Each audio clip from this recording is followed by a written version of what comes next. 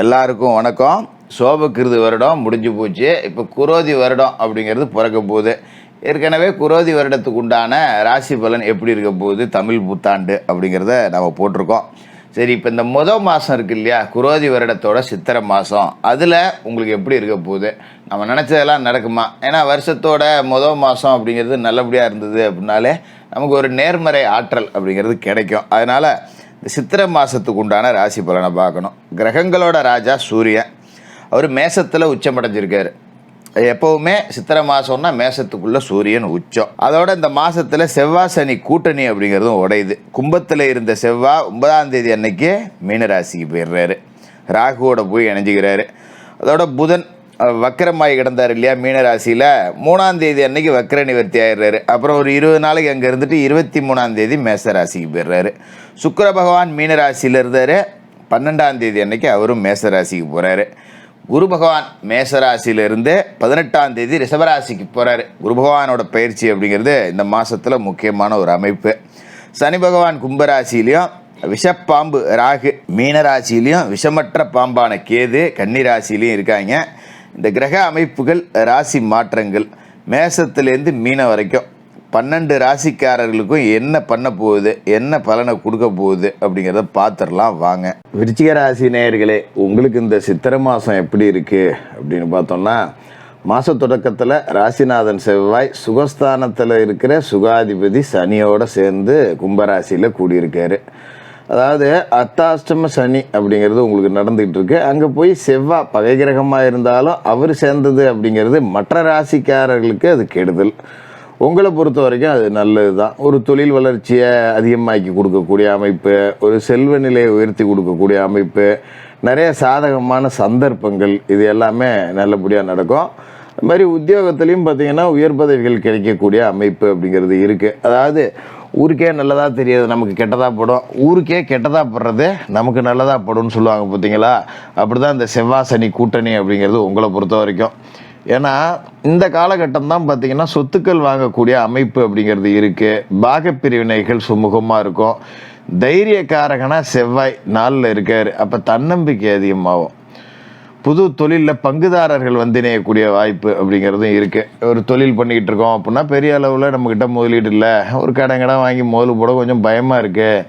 ஏன்னா திடீர்னு கடன் வாங்கி முதல் போட்டு சிக்கல், நாளைக்கு ஒரு லாபத்தை சீக்கிரம் எடுக்க முடியலன்னா நம்ம கடன்காரனுக்கு பதில் சொல்லிக்கிட்டு இருக்க முடியாது அப்படின்னு சொல்லிட்டு யோசிச்சுட்டு இருக்க நேரத்தில் ஒரு கூட்டாளி வந்து நமக்கு, சரிவா என்னத்தை போய் கடன் வாங்குறவா, நான் 10 ரூபா போடுறேன், நீ 10 ரூபா போடு அப்படின்னு சொல்லி ஆளுக்கு 10 ரூபாயா போட்டு ஒரு கூட்டு தொழில் தொடங்கக்கூடிய அமைப்பு அப்படிங்கிறது இருக்குது.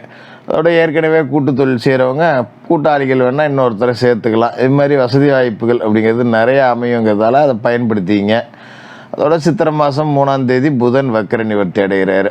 இது ஒரு உத்தியோகம் சம்மந்தமாக எடுத்த முயற்சியில் வெற்றி கிடைக்கும். இப்போ படித்து முடிச்சுட்டு வேலை இல்லாமல் இருக்கேன், இல்லை என் புள்ள படித்து முடிச்சுட்டு வேலை இல்லாமல் இருக்கான், சரியான வேலை வாய்ப்பு ஒன்றும் அமைய மாட்டேங்குது, அவன் படித்த டிபார்ட்மெண்ட்டுக்கு வேலை பூரா பார்த்திங்கன்னா வெளிநாடு கூப்பிட்றான், ஒத்த பிள்ளையாக இருக்கேன், என்னால் அனுப்ப முடியல, உள்ளூரில் ஏதாவது வேலை கிடைச்சா நல்லாயிருக்கும் இப்படி யோசிக்கிறவங்க, இல்லை படித்து முடிச்சுட்டு அந்த துறையில் சம்மந்தமே இல்லை, வேறு துறையில் வேலை பார்க்குறேன், எனக்கு பிடிக்கல, குறைஞ்ச சம்பளத்தில் இருக்கேன், என்னோட கீழே படித்தவங்களாம் என்னோட அதிகமாக சம்பளம் வாங்குறான், இப்படியெல்லாம் சிந்தனை இருக்கிறவங்களுக்கு இப்போ அந்த படிப்புக்கு தகுந்த வேலை, மனதுக்கு தகுந்த வேலை, ஒரு மனநிறைவான சம்பளம் அப்படி உங்களுக்கு கிடைக்கும். இப்போ நம்ம கொஞ்சம் தேடுதலை அதிகப்படுத்தணும். 10 இடத்துக்கு ஏறி இறங்கணும். சும்மா வீட்டில் குப்புறப்படுத்திக்கிட்டு நேரம் நல்லா இருக்கு எனக்கு வேலை கொடுங்க அப்படின்னா ஒருத்தரும் கொடுக்க மாட்டான். அதுக்கான முயற்சி அப்படிங்கிறத இந்த காலகட்டத்தை பொறுத்த வரைக்கும் நம்ம தான் செய்யணும். அப்படிங்கிறதால முயற்சிக்கு பலன் கொடுக்கக்கூடிய ஒரு அமைப்பு தான் இந்த புதன் வக்கர நிவர்த்தி காலம் அப்படிங்கிறது. அதோட அஷ்டமஸ்தானத்துக்கு புதன் அதிபதி, லாபாதிபதியும் புதன் தான். அப்போ ஒரு சில பேருக்கு பார்த்திங்கன்னா வெளிநாடு போகிறதுக்கு, வெளி மாநிலத்துக்கு போய் வேலை செய்கிறதுக்கு இப்படியான அம்சம் அப்படிங்கிறதும் இருக்குது. அது மாதிரி பழைய பாக்கி வசூல் பண்ணலாம். உத்தியோகத்துலேயும் பார்த்திங்கன்னா திறமைக்கு தகுந்த அங்கீகாரம் அப்படிங்கிறதும் இருக்கும். அதை நம்ம சரியாக பயன்படுத்திக்கிறது அப்படிங்கிறது தான் இந்த காலகட்டத்தை பொறுத்த வரைக்கும் நல்லது. அதோட சித்திரை 9ஆம் தேதி மீனராசிக்கு செவ்வாய் போயிடுறாரு. ராசிக்கு அதிபதி வந்து பூர்வ புண்ணியத்துக்கு போகிறது ஒரு அற்புதமான அமைப்பு. அதோட இந்த செவ்வாய் சனி சேர்க்கை அப்படிங்கிற அந்த கூட்டு பகை கிரக சேர்க்கைகள் அப்படிங்கிறது முடிஞ்சு போச்சு. அப்போ ராசி அதிபதி பூர்வ புண்ணியத்துக்கு போகிறாரு அப்படின்னா பூர்வ புண்ணியத்தோட பலன் நமக்கு முழுசாக கிடைக்க போகுதுன்னு அர்த்தம். ஒரு சுபகாரிய பேச்சுவார்த்தைகள் முடிவாகும். தொழில் ரீதியாக எதிர்பார்த்ததை காட்டிலும் 10 ரூபா கூட கிடைக்கிறதுக்கு வாய்ப்பு இருக்குது. போன மாதம் ஒரு 50 ரூபா சம்பாரித்தேன், இந்த மாதமும் இது மாதிரி ஒரு 50 ரூபா வந்தால் தேவலாம் அப்படின்னு நினைக்கிறவங்களுக்கு ஒரு 60 ரூபாயா கிடைச்சி ஒரு ஆச்சரியத்தை கொடுக்கும் நமக்கு. அந்த மாதிரி கொஞ்சம் எக்ஸ்ட்ரா வருமானம் அப்படிங்கிறது கிடைக்கும். பூர்வ புண்ணியத்துக்கு செவ்வாய் போகிறாரு அப்படிங்கிறப்போ புத்திர பாக்கியம் கிடைக்கும். புத்திர பாக்கியம் இல்லாதவங்களுக்கு புத்திர பாக்கியம் கிடைக்கக்கூடிய அமைப்பு. கல்யாணம் ஆகி 4 வருஷம் ஆச்சு, 5 வருஷம் ஆச்சு, எங்கேயாவது சொந்த பந்தத்தோடு போனோம்னா சொந்தக்காரெல்லாம் கேட்குறான் என்னாச்சு என்னாச்சு என்னாச்சுன்னு கேட்டு பொம்பளைங்களுக்கு கஷ்டமாக இருக்கும். நமக்கு அது பெருசாக தெரியாது, நம்மள்ட்ட அவனும் கேட்க மாட்டான்.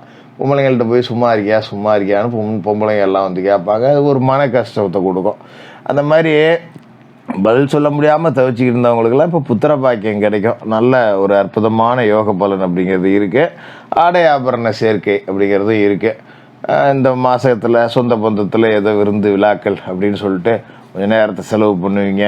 குலதெய்வ கோயிலுக்கு போய் குலதெய்வ பிரார்த்தனை பண்ணலாம். குலதெய்வ கோயிலில் ஏதாவது வேண்டுதல் இருக்குது, ஒரு பொங்க வைக்கணும், மொட்டை அடிக்கணும், காது ஊத்துறேன், கெடா வெட்டுறேன், இந்த மாதிரி ஏதாவது வேண்டுதல் இருந்தால் அதையும் இப்போ சரி பண்ணக்கூடிய வாய்ப்பு அப்படிங்கிறது இருக்குது. அதோட சித்திரை 12 மேசராசிக்கு சுக்கிரன் போகிறாரு. 7க்கும் 12க்கும் அதிபதி சுக்கிரன் 6க்கு போகிறாரு. அதாவது 12க்கு அதிபதி 6ல் மறைகிறாருன்னா விபரீத ராஜயோகம் அப்படிங்கிறது இதுதான். இது திட்டமிடாமல் செய்யக்கூடிய காரியங்களில் வெற்றி கிடைக்கிறது. அப்படியே நம்ம விட்டு நம்ம வேலை விட்டுன்னு எங்கேயாவது போயிட்டுருப்போம், ஏதாவது ஒரு பொருள் கீழே கிடந்து எடுப்போம். ஒரு செடி கிடி வைக்கலான்னு குழி தோணுன்னா அதில் 10 ரூபா ஏதாவது கிடந்து எடுப்போம். இந்த மாதிரி கொஞ்சம் உழைக்காமல் கிடைக்கக்கூடிய காசு அப்படிங்கிறது வரும். அதனால் இந்த விபரீத ராஜயோக காலகட்டத்தில் ஏதோ இந்த நம்ம கொஞ்சம் திட்டமிடாத காரியங்களில் வெற்றி கிடைக்கும். என்றைக்கோ ஒரு இடம் வாங்கி போட்டிருப்பீங்க, இப்போ போய் விசாரித்தா நல்ல வேலைக்கு போவோம். இல்லைனா திடீர்னு ஒருத்தன் வருவான், நம்ம ஒரு 2 லட்ச ரூபாய்க்கு ஒரு இடம் வாங்கி போட்டிருக்கோம், எப்பா ஒரு 20 லட்ச ரூபா தரம் தெரியாமல். இந்த மாதிரி யோகலாம் வருது அப்படிங்கிறப்ப அதை பயன்படுத்திக்கிறது அப்படிங்கிறது நல்லது. அதோட சித்திரை 18 குரு பகவானோட பயிற்சி, அற்புதமான ஒரு பயிற்சி. ஏன்னா குரு பகவான் வந்து ராசி அதிபதி செவ்வாய்க்கு நெருங்கின நட்பு கிரகம். அப்படிப்பட்ட குரு வந்து 6ல் இருந்தார் இல்லையா, இப்போ 7க்கு போகிறார். நல்ல விஷயம். ஏன்னா 6ல் குரு, ஊரில் பகை. ஊரை சுற்றி பகையை வளர்த்து வச்சுருப்பார். நண்பன் விரோதியாக இருப்பான். அது மாதிரி அரசியல் ரீதியாக ஏகப்பட்ட பகை உருவாகிருக்கும். வம்பு வழக்குகளில் கூட சிக்கியிருக்கலாம். இந்த மாதிரி இருந்தவங்க எல்லாத்துக்குமே இப்போ குரு பெயர்ந்துடுறாரு 7ஆம் இடத்துக்கு. 7ஆம் இடத்துக்கு குரு போகிறாருன்னா கலத்துற குரு. மனைவிக்கு வேலை கிடைக்கும், கூட்டு தொழில் சிறப்பாக இருக்கும், நண்பர்கள் நல்லது செய்வாங்க. இப்படி பலவிதமான அமைப்புகள், திருமண பாக்கியம், திருமண தடை நீங்கி திருமணம் நடக்கிறது, பிரிந்த கணவன் மனைவி ஒன்று சேர்றது, இப்படி சகல விதமான சௌபாக்கியங்களும் கொடுக்கக்கூடிய இடத்துக்கு குரு போகிறாரு. ராசியை பார்க்குறாரு. ராசியும் பார்க்குறாரு, ராசிக்கு 3ஆம் வீட்டையும் 11ஆம் வீட்டையும் பார்க்குறாரு. அப்போ ராசியை பார்க்குறதால சகல விதமான தோஷங்களும் நிறைவேறும். அர்த்தாஷ்டம சனியோட தாக்கம் அப்படிங்கிறது குறையும். 3ல் குரு பார்வை இருக்கும்போது சகோதர வர்க்கத்தோட ஆதரவு, பங்கு பாகம் பிரிச்சுக்கிறதுக்கு உண்டான வாய்ப்பு இதெல்லாம் கொடுப்பாரு. லாபத்தில் அவரோட பார்வையை பார்த்து 10 ரூபா காசு பணம் நமக்கு சம்பாதிச்சு கொடுக்கறதுக்கும் இதே குரு பகவான் வந்து உறுதுணையாக இருப்பார். அப்படிங்கிறதால வேலை செய்கிற இடத்துல ஒரு சம்பளம் கூட கேட்கலாம். இது மாதிரி ஒரு தொழில் செய்கிறோம் அப்படின்னா தொழிலில் 10 ரூபா வருமானம் கூட கிடைக்கிறதுக்கு உண்டான வாய்ப்பு, இப்படி எல்லாத்தையும் கொடுக்குறாரு. அதோட சித்திரை 23 மேசராசிக்கு புதனும் வந்துடுறாரு. அஷ்டம லாபாதிபதி புதன் சூரியனோடு சேர்ந்துக்கிட்டு பூர்வ புண்ணிய ஸ்தானத்தில் புதாதித்ய யோகம் கொடுப்பார். பிள்ளைகளோட கல்வி ரொம்ப அற்புதமாக இருக்கும். இது மாதிரி புது பொறுப்புகள் கிடைக்கும், பதவிகள் கிடைக்கும். அதாவது ஒரு அரசியல் கட்சியில் இருக்கேன், வரேன் அப்படின்னா நீங்கள் அந்த அரசியல் கட்சிக்கு ஒரு ஆலோசகராக இருக்கக்கூடிய அமைப்பு. இங்கே வாங்க, இந்த தேர்தல் நேரமாக இங்கே வாங்க, என் கையில் கொடுங்க, இந்த வார்டை, இந்த ஒரு 10 பேர் இருக்கிற இடம், இந்த ஒரு 100 மக்கள் இருக்கிற இடம், நீ இந்த ஓட்டெல்லாம் பார்த்துக்கப்பா அப்படின்னு உங்கள்கிட்ட கொண்டாந்து கொடுத்தா அதில் ஜெயிச்சு முடிச்சிருவீங்க. அப்படி ஒரு யோகா அமைப்பு இருக்கும். மக்களை ஈர்த்துருவீங்க. மக்கள் உங்கள்கிட்ட ரசிக்கக்கூடிய விஷயங்கள் அப்படிங்கிறது நிறையா இருக்கும். நம்ம பேசுனா ரசிப்பாங்க, நம்ம நின்னா ரசிக்கிறது, நடந்தால் ரசிக்கிறது, இப்படி அற்புதமான மக்களை ஈர்க்கக்கூடிய அந்த ஒரு கலை அப்படிங்கிறது உங்ககிட்ட கரை புரண்டு ஓட போகுது. எப்படி பேசணும், எந்த இடத்துல பேசணும், யார்கிட்ட பேசணும் அப்படிங்கிறத உணர்ந்து பேசுவீங்க. அப்படி ஒரு அமைப்பு அப்படிங்கிறது இருக்குது. புத்திகாரகன் புதன் பூர்வ புண்ணியஸ்தானத்தில் இருக்கும்போது அது மாதிரி பொது வாழ்க்கையில் முன்னேற்ற பாதை, உங்ககிட்ட கொடுத்த எல்லா காரியத்திலையுமே ஜெயிச்சு காட்டிடுவீங்க. அப்படிங்கிறதால 4 பேர் சொல்லுவாங்க, அவன் தாண்டா சொன்ன மாதிரி நிற்பான்டா அப்படின்னு. அப்படி ஒரு யோகா அமைப்பு அப்படிங்கிறது நமக்கு கிடைக்குது. குரு பயிற்சி காலகட்டத்தால் அர்த்தாசிரம சனியோட ஆதிக்கம் அப்படிங்கிறதும் குறையும். மற்றபடி இந்த மாதம் பிறக்கிற முதல் நாள் பிரம்ம முகூர்த்தத்தில் எழுந்திரிச்சு குளிச்சு மொழிவிட்டு சூரிய நமஸ்காரம் பண்ணுங்கள். முடிஞ்சவங்க குலதெய்வ கோயிலுக்கு போயிட்டு வந்துருங்க அவசியம். குலதெய்வம் தெரியாதவங்க இஷ்ட தெய்வம் இல்லை பக்கத்தில் இருக்க ஏதாவது ஆலயத்துக்கு போய் தெய்வங்களை வணங்கலாம். ஒரு 9 ஏழைகளுக்கு அன்றைக்கி அன்னதானம் பண்ணுங்கள். ரொம்ப அற்புதமான யோகம் காத்துக்கிட்டு இருக்கு. விருச்சிக ராசிக்காரர்களுக்கு வாழ்த்துக்கள்.